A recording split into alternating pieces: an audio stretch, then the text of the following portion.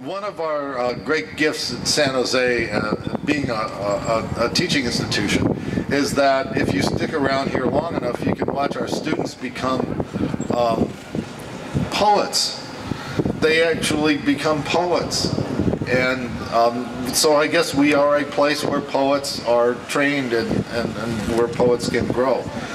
We've been fortunate enough to have a number of very talented people whose origins are here on our campus. And one of them, Sally Ashton, well, she did her BA here, but she went away and attended an MFA program elsewhere on the East Coast called Vassar.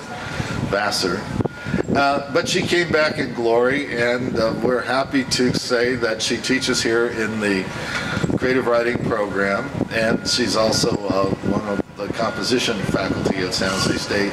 But most significantly, she is this year's and next year's Santa Clara County Poet Laureate. Would you welcome, please, Poet Laureate Sally Ashton.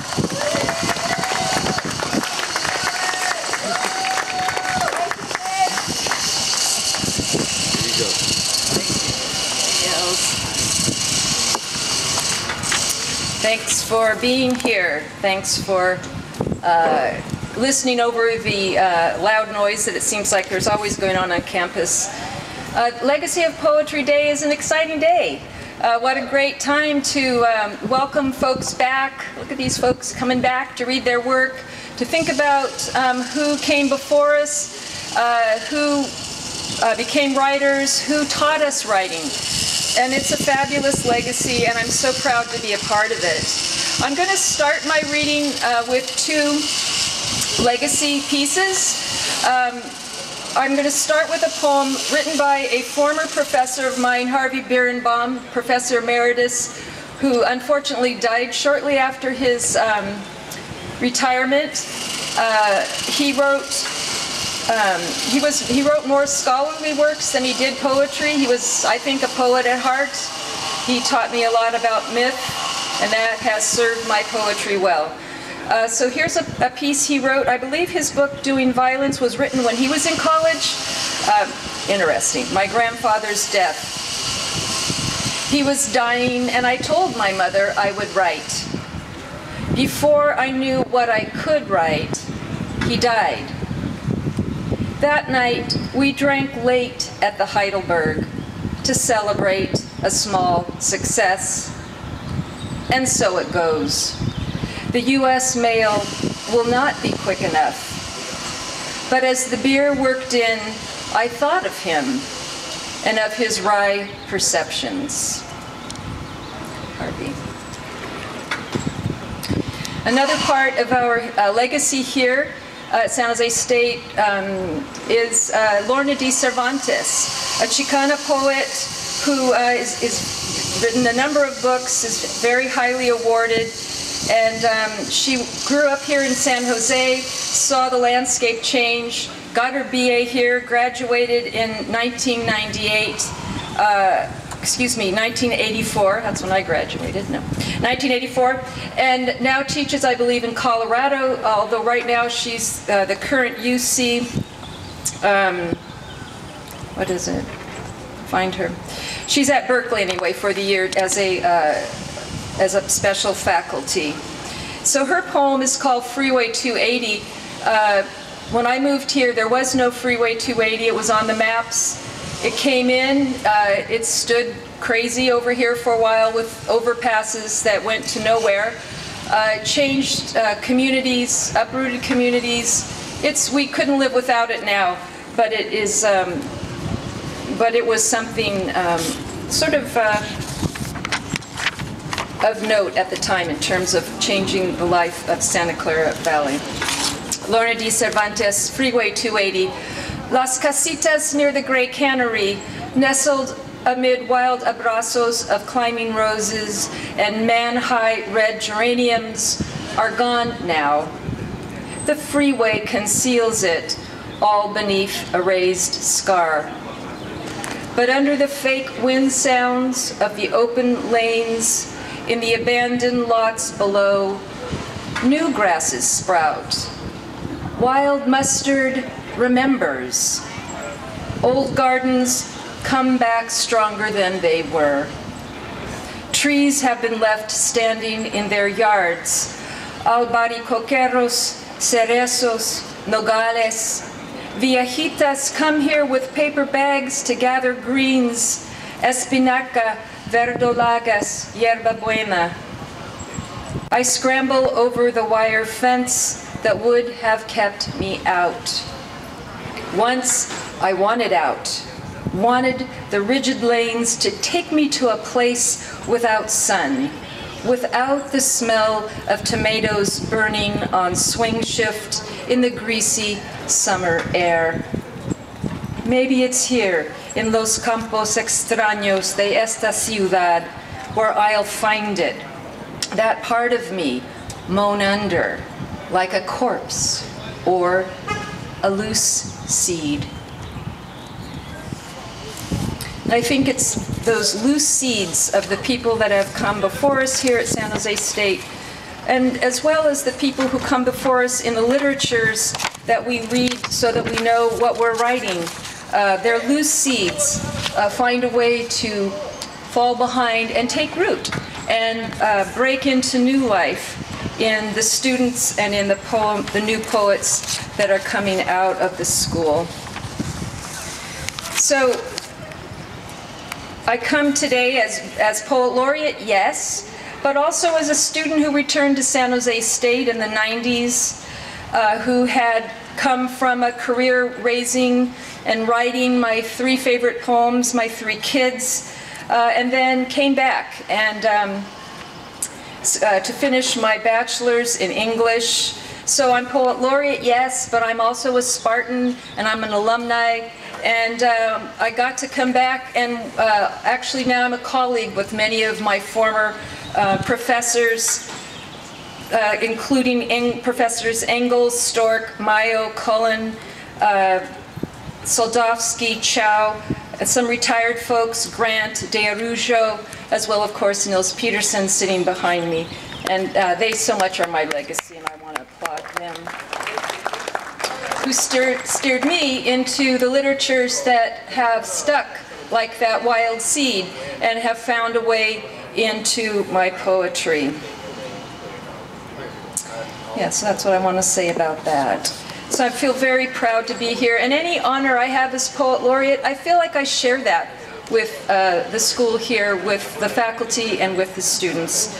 So for what that's worth, it's you and me, baby. So the first poem I want to read is the first poem I ever had published. And the first poem I ever had published was published in Read magazine. So you see it all stays very close to home here. A great place for you who are just beginning to write in the creative writing department. Give your own home book a try. At the time, I think I had been working with Sam Mayo, as many of you know, very much a formalist at heart, and really laid that foundation in me about the need to know what you're working with before you go sideways with it. This is a very formal sonnet, so I know some of my 71 students are here. They're struggling through their very mathematical sonnet at the moment. It's called Feeding the Cats. It's still the same. You feed the cats, they run, their tails aloft like flags, to rub against your legs. They purr and cry in unison like always. Cats can't tell the difference. But I have known the lack of your desire. A hand unmet, a kiss not given, embrace withheld. I do not know what love requires and cannot find the comfort of its grace. You rinse the spoon and leave it in the sink and turn to watch the cats. You do not see that I watch you. I wonder if you think that I can be so easily deceived. I linger in the shadows out of sight. The cats are gone. They slip into the night. Feeding the cats. Okay. I'm already out of time now. Okay. Okay. very time conscious here. All right, so I started out formally. I went to Bennington in Vermont and began all my experimenting at whatever age I was, I won't say, but it's very much like, you know, going away to college and trying the new things in the world of poetry. Of course, I was doing that before. And I came across the prose poem, Fell Madly in Love, and wrote that, have been writing that for quite a while. The book, her name is Juanita, is a collection, it's in a chapbook form, that is a prose poem sequence that has a strange storyline that goes with it. It is dedicated to Harvey Birenbaum because it utilizes myth that I was exploring at the time. And so I'm going to read you what you need to know, as the fiction writers always get to say when they read an excerpt. What you need to know is that it chiefly concerns a woman who hears a donkey braying in the suburbs, completely out of place. No one else hears it. She becomes completely infatuated and obsessed with hearing this donkey. And so the book is sort of following that. And at this point, the donkey has more or less disappeared.